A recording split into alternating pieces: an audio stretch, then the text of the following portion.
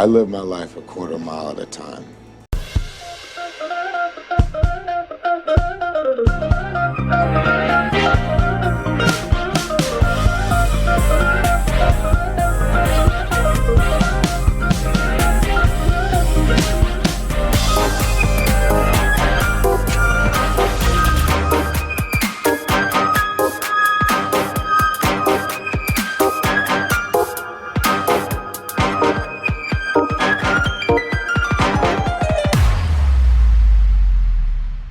Hi, guys. Welcome back to another Quarter Mile podcast. I am one of your hosts. I am your girl, CJ Walton. And I'm your boy, Drew Davis. Your I other like that. Your boy, Drew Davis. boy, Drew Davis. I like that. Your boy. I like that. That's how it has to keep going. There we go. Yeah. I think we should keep What's up? It's your boy. It's your boy. It's your boy, Drew Davis. Drew Deasy in the building. No, thanks for coming back, guys. We don't have any guests today. Which We're it. we're it. That's it. Hopefully, we're enough for you. But make sure you guys are always following us on all of our social medias. Where we at? On YouTube. We're on what? TikTok. Yeah, we're YouTube, Instagram, Yeah. Facebook, and TikTok. Yep. And I say YouTube and Instagram and TikTok for sure. Like if you like reels and stuff and Yep. videos, that's the best ones. Facebook's good for like if you like the polls and you like to interact with us. And so, but those are our main four. I'm excited because we're going into a new season, and that Yeah. means like we're going into new genres. When we're doing a new genre of movies that we're going to be reviewing, which will be action movies. When I think action, I exciting. think fight scenes, I think explosions, I think Speed. yeah. So yeah, but for me personally, when I look at the movies, and to qualify it in anything that we do, like if I go on the IMDb and one of the categories is action, I'm like, good enough for me. Okay, So that's fine. Or I think the other thing we can say is if you can put an argument to why this is an action movie, we'll allow it. So is Kung Fu Panda action? Yeah, because there's kung fu in it, right? Thank So there we you. go. Yeah, so that would work. Yeah, So we might even review a Kung Fu, and that would be for the kids. And that there we go. Bring your kids. we might just have a kid on the podcast. That would be fun. That would be fun. So I'm gonna ask one of my baby. Oh like- no, no, no. I was like, I'll let you bring the kid. I won't go. I will ask.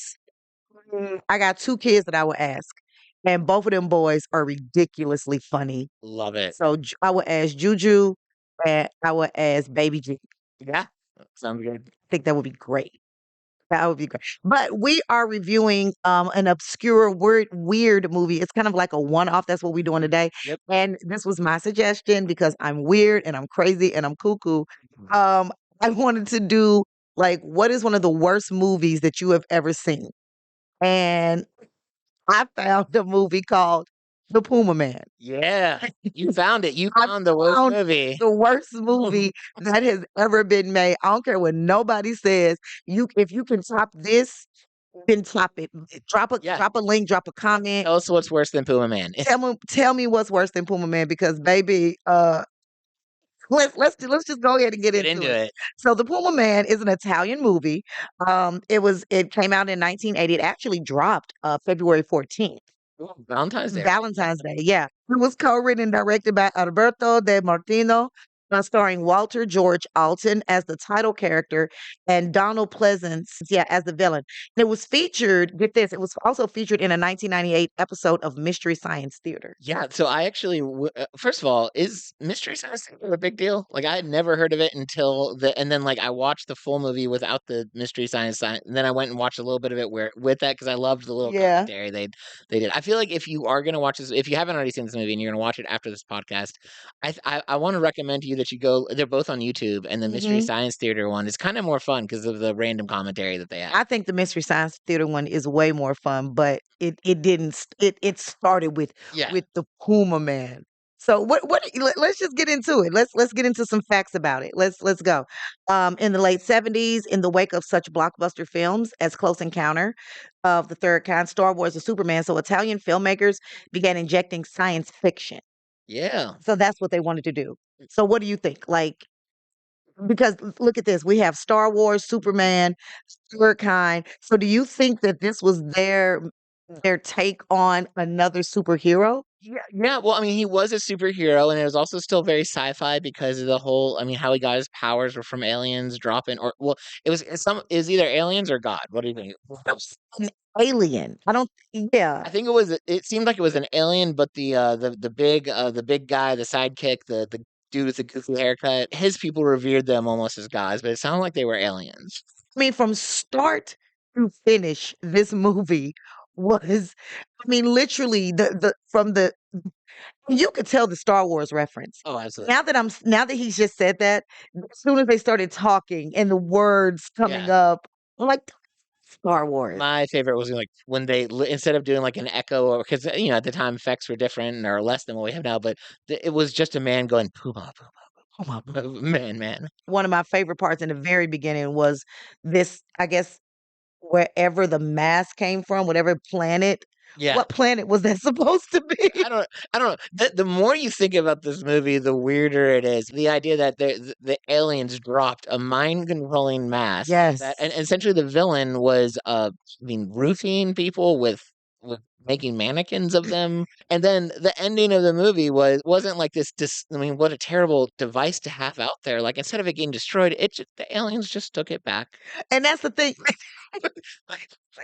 They just They just maybe to go give another planet. I don't know. No, and see, and I was trying to find like how much did this movie cost and stuff to make. Couldn't find any of that. 10 bucks. I want to say 10 15. bucks. 15, yeah. They said that the Puma Man was a production based on the trend of the moment.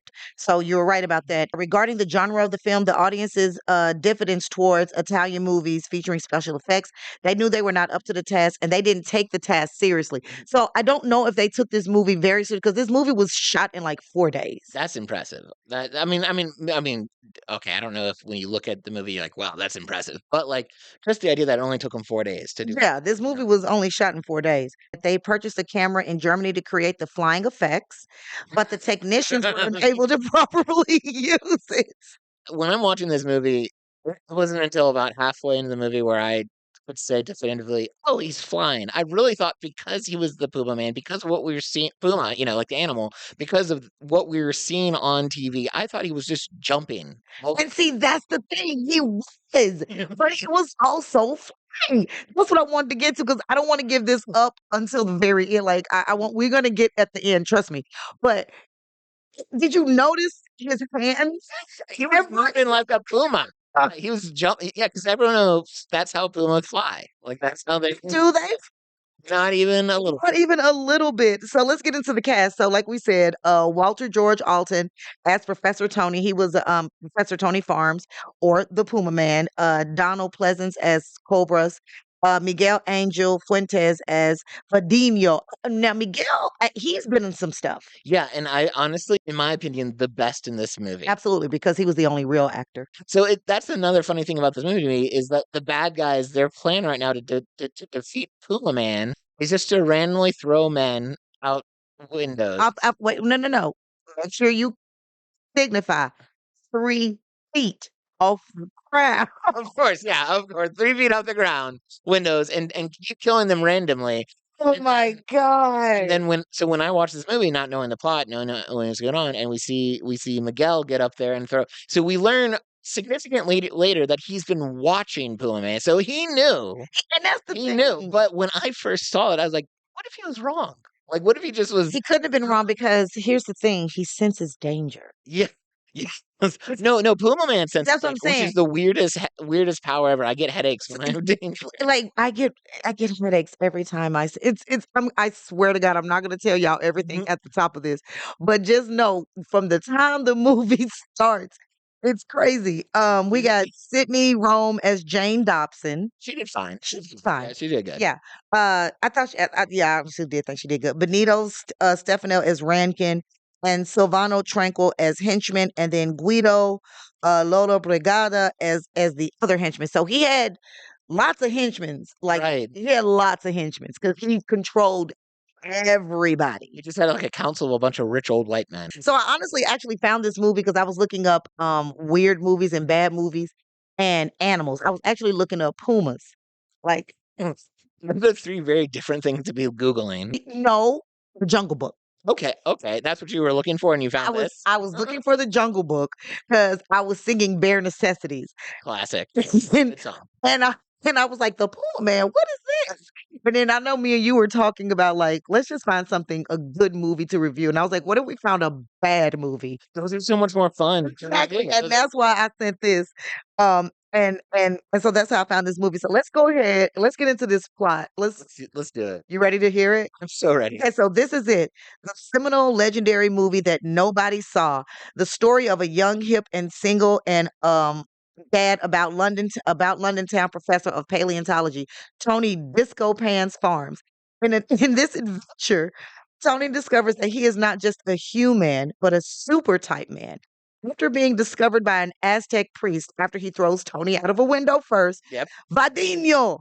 You have to. He says, "Please stop screaming every time you see his face." Kissing his frog necklace, and tells Tony that he is like his father and his father's father and his father's father's father. But what kills me, I need to stop right here. How is this man who looks Aztec-y himself, not the Puma Man, Right? Like at some point, he's doing so much of the Puma. doing everything? And so here, and I'll say this: this is, there's so much to make fun of about this movie.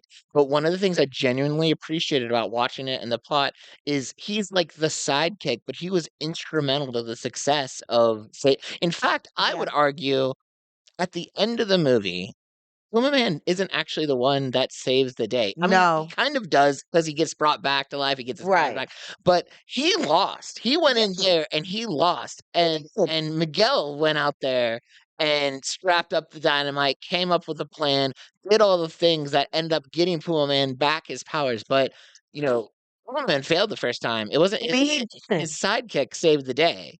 So like, yeah, there would be no Pumaman without. There would be no Puma Man without Vadino. So so Yeah.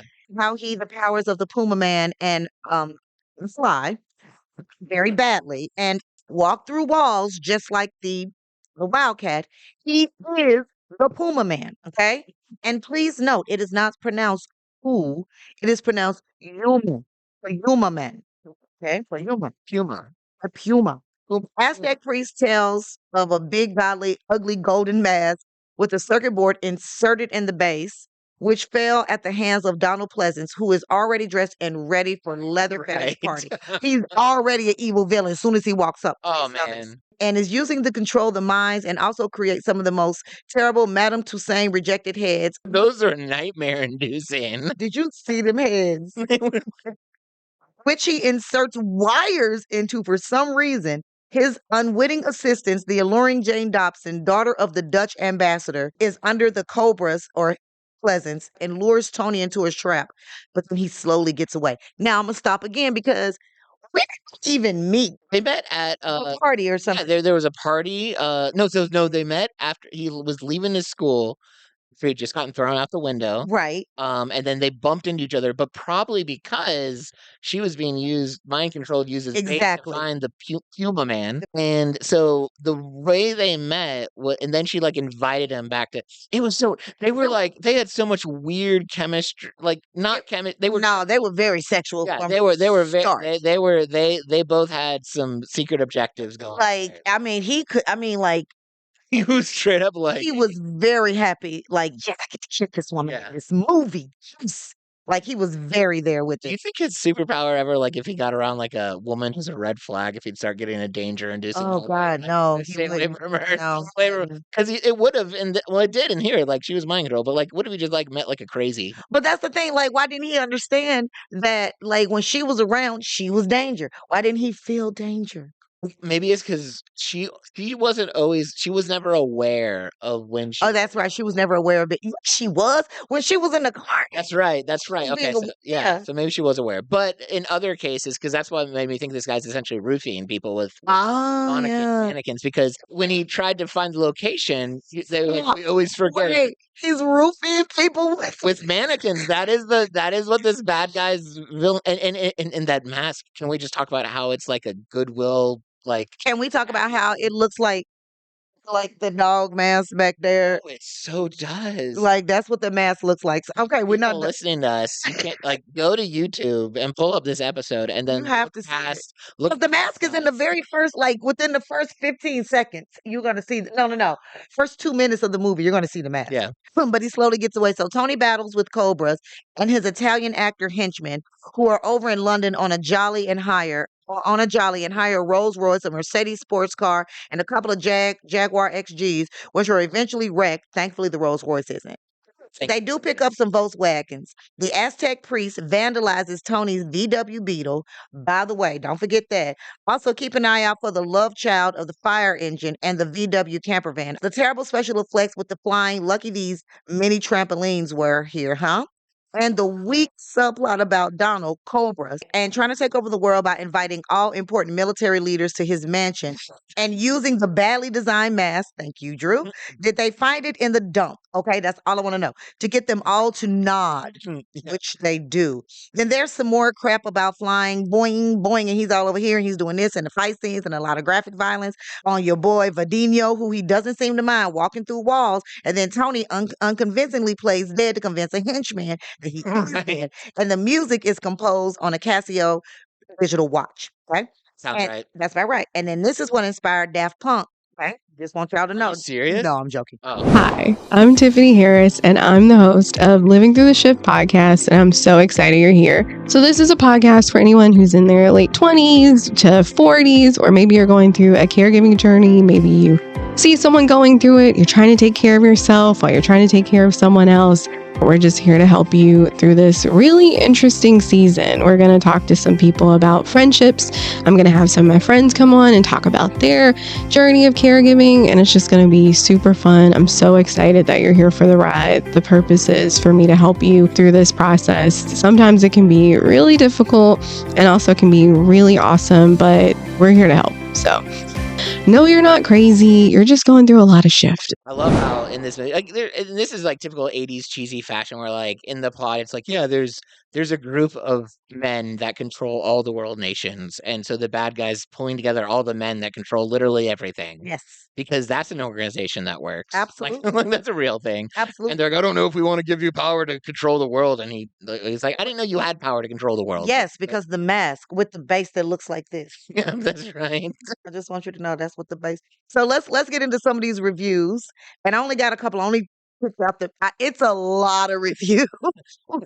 This movie has so many reviews, but I picked 4.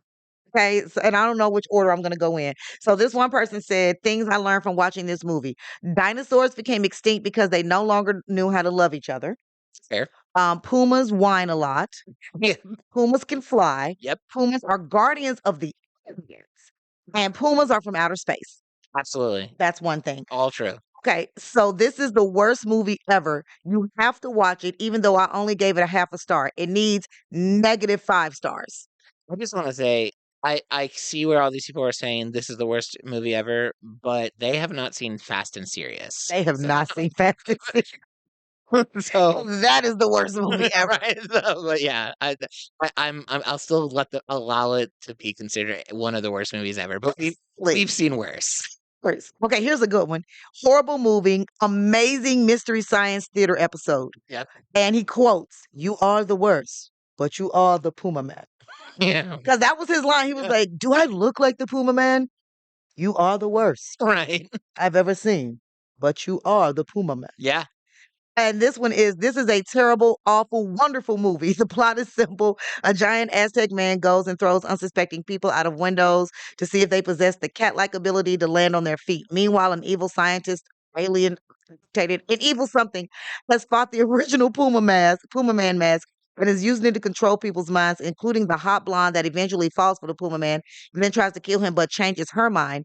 Or the wax hair replica changes their mind. Anyway, the reluctant Puma Man is finally found out that he must save the day. However, he never really learns how to fly properly and ends up jumping about in the background while the aforementioned Aztec guy does all of the stuff. Right. Yeah. Puma Man does master the art of making claw gestures with his hand, destroying invisible electro shields. He also wears a poncho that doubles as a cape. I love the reverse. The khakis, reversible cake, Puma Don't belt. forget the half boots. Oh yeah, yeah. I've never known a I superhero to wear love half the.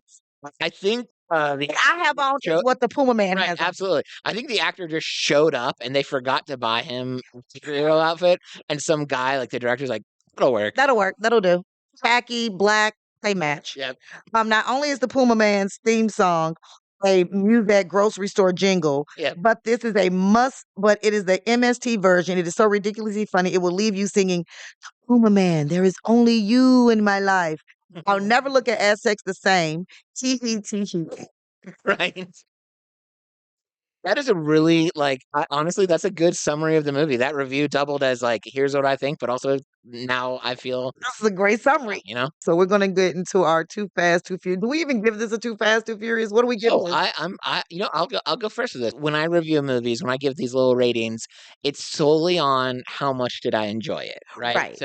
So I anyone who says this was one of the worst movie ever made with the exception of Fast and Serious, I agree. Like I agree that acting was subpar, the effects were subpar, the plot was subpar, the bad guy was weird. But it was fun, you know? Like I laughed at times. I at the end I wanted to see how it ended, you know, like I No, wanted I wanted to see if they were gonna make love in the air.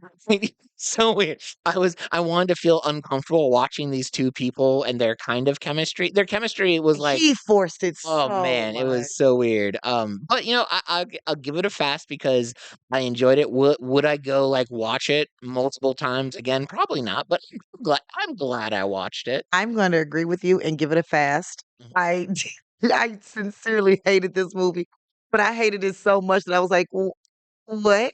Right.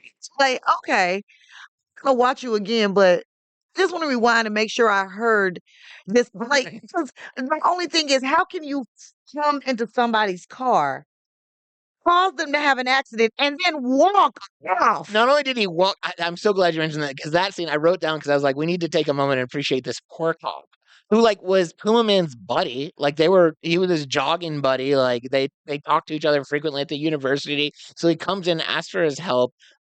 As a superhero leaves, the man crashes his car. Not only does he he waves, he laughs. It's I mean, like, what a bad friend. We literally looked at him like, "Oh well, okay, Classic police officer. It's like please." it's just it was.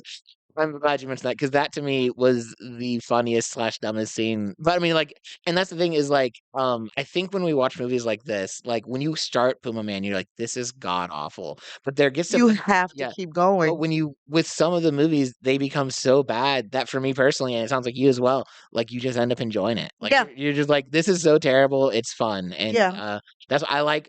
Every now and again with movies to review, we'll get to the movies that are like just terribly fun. Yeah, and I definitely would give this one a terribly fun. So I'm gonna see if Drew, we're gonna play best bits. All right, let's do it. Are we? Because I won the last one. She okay, yes. CJ is the current reigning champion. We haven't started season 3 yet, so the scores resets then. This is like a one and This is done. just a one and This is done. like whoever wins this wins the season the in between season 2 and 3 filler All right, episodes all right. best bits. Okay, so let's go. Let's go. So these are my most awful favorite scenes. Okay, love it. The scenes that I was like, I did like Like this. so bad that they're fun. Right. The scene that I did this to. Really? So you got to choose like which scene. By the way, I know my shoes don't match. I'm sorry. I didn't even notice.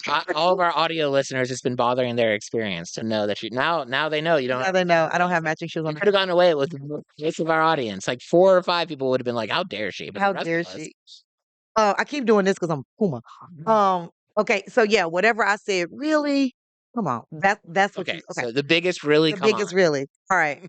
The beginning scene when she drops the books, and him looking like he was looking halfway through the mask. Yeah. Okay. Yeah. Okay. And she just drops the books. That the first scene. The first time he flew, or all the times. Yeah. Okay. And the one we just talked about when he appeared in his friend's car and said, "I'm the Puma Man." Ooh. Like, what are you doing? This is a. I'm the Puma Man. Those are good ones. First of all, I'm gonna don't tell me I'm right or wrong yet, but Okay. it's not the first one because the reason I say this is because the other two are just so much better. So Yeah. I'm taking out the first one. That's one.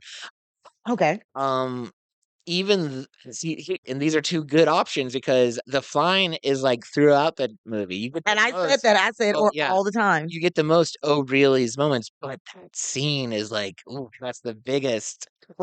And so since earlier we were saying it's the biggest, oh really? I'm gonna go with the policeman scene. You're right. There we go. Yeah, doggone you. No, like as soon as he appeared, like, what are you doing? I'm the Puma Man. Doesn't explain anything. Fix his car. Like Car. take him, go leap with him back to his house.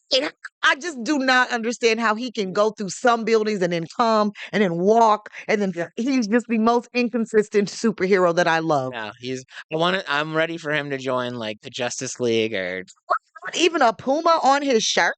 it might have just been a logo for a generic I don't shirt, think and that they were was like, you know what, that works. That looks close enough.